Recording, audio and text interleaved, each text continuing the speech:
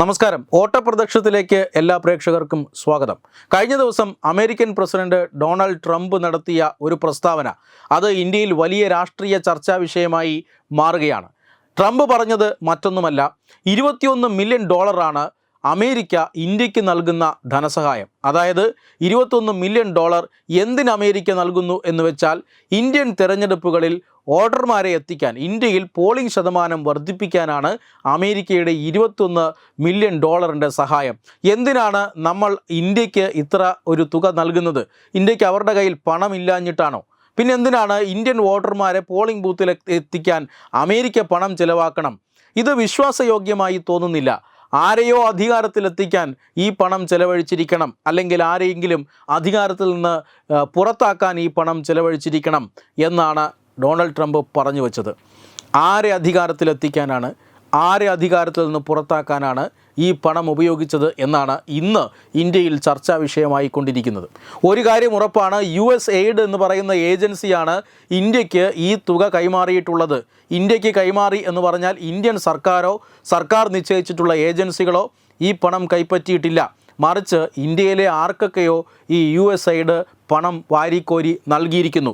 എന്തിനാണ്? ഇന്ത്യയിലെ തെരഞ്ഞെടുപ്പ് അട്ടിമറിക്കാനാണ്. 1961 ഈ USAID എന്ന് പറയുന്ന ഒരു സംവിധാനം പ്രവർത്തനം ആരംഭിച്ചത്. ലോകമെമ്പാടും പാർശ്വവൽക്കരിക്കപ്പെട്ടിട്ടുള്ള, പിന്നോക്കം നിൽക്കുന്ന ജനവിഭാഗങ്ങളുള്ള രാജ്യങ്ങളെ സഹായിക്കുക, അവരെയും ഉയർത്തിക്കൊണ്ടുവരിക എന്നതാണത്രേ ലക്ഷ്യം.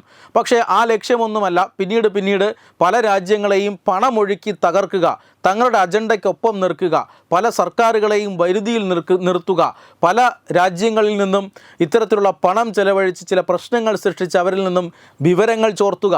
ഇതൊക്കെയാണ് ഈ USAID എന്ന സംവിധാനത്തെ അമേരിക്കൻ ഭരണകൂടം ഉപയോഗിച്ചു പോന്നിരുന്നത്. ഇന്ത്യ അടക്കമുള്ള രാജ്യങ്ങളിൽ പ്രശ്നങ്ങൾ ഉണ്ടാക്കാൻ ഈ USAID പണം ചെലവഴിച്ചിട്ടുണ്ട്.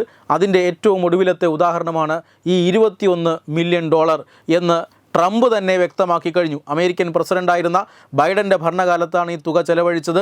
അപ്പോൾ 2024 തെരഞ്ഞെടുപ്പ് അട്ടിമറിക്കാനാണ് ഈ പണം ചെലവഴിച്ചത് എന്ന് വ്യക്തമാകുന്നു.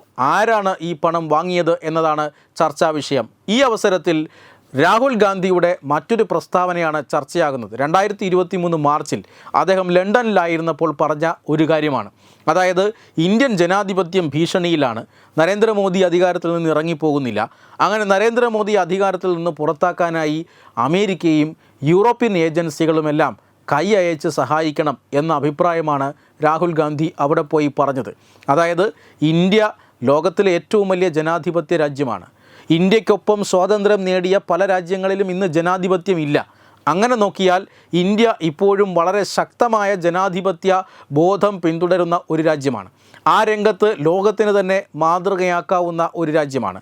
ഈ ഇന്ത്യയുടെ ജനാധിപത്യ പ്രക്രിയയിൽ ഇടപെടണമെന്നാണ് വിദേശത്ത് പോയി നമ്മുടെ പ്രതിപക്ഷ നേതാവായ രാഹുൽ ഗാന്ധി അഭ്യർത്ഥിക്കുന്നത്. നമ്മുടെ രാജ്യത്തെയും നമ്മുടെ ജനാധിപത്യത്തെയും തരം താഴ്ത്തി കാണിക്കുന്നതല്ലാതെ ഇത് മറ്റൊന്നുമല്ല. അതുകൊണ്ടാണ് BJP എന്തിനു വേണ്ടിയായിരുന്നു, എന്ത് സഹായമാണ് അഭ്യർത്ഥിച്ചത്?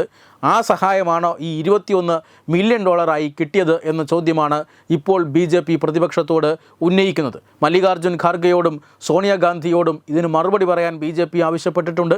പക്ഷേ ഇതുവരെ ആരും മറുപടി പറഞ്ഞിട്ടുമില്ല.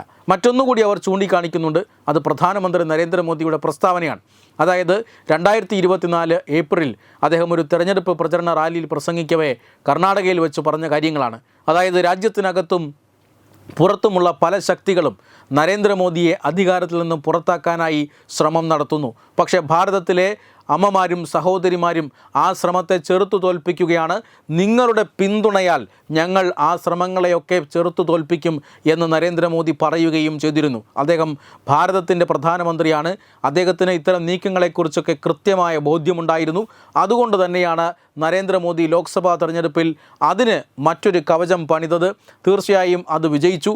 പക്ഷേ BJPക്ക് കേവല ഭൂരിപക്ഷം എന്ന ലക്ഷ്യത്തിലേക്ക് എത്താൻ, അല്ലെങ്കിൽ 400 സീറ്റുകൾ എന്നവർ പറഞ്ഞിരുന്നു, കേവല ഭൂരിപക്ഷം പോലും തികയ്ക്കാൻ കഴിഞ്ഞില്ല. അത് തീർച്ചയായും ഇത്തരം പ്രവർത്തനങ്ങൾ കൊണ്ടാണ് എന്ന് പാർട്ടി ഇപ്പോഴും വിശ്വസിക്കുന്നു. ഡൊണാൾഡ് ട്രംപ് പറഞ്ഞിരിക്കുന്നതും അതുതന്നെയാണ്. അതായത് തെരഞ്ഞെടുപ്പ് അട്ടിമറിക്കാനായി, നരേന്ദ്രമോദി അധികാരത്തിൽ നിന്നും പുറത്താക്കാനായി അമേരിക്കയിൽ നിന്നും പണം ഒഴുകിയിരിക്കുന്നു. ഇത് ആർക്ക് നൽകി എന്നത് സംബന്ധിച്ച തെളിവുകൾ ഇന്ത്യക്ക് നൽകുമെന്നാണ് ട്രംപ് പറയുന്നത്. അങ്ങനെയാണ് എങ്കിൽ ആ തെളിവുകളിൽ രാഹുൽ ഗാന്ധി കുടുങ്ങുമോ എന്ന് ഇനി വരും ദിവസങ്ങളിൽ കണ്ടറിയേണ്ടി വരും. Web desk Tatwamayi news. News desk Tatwamayi news.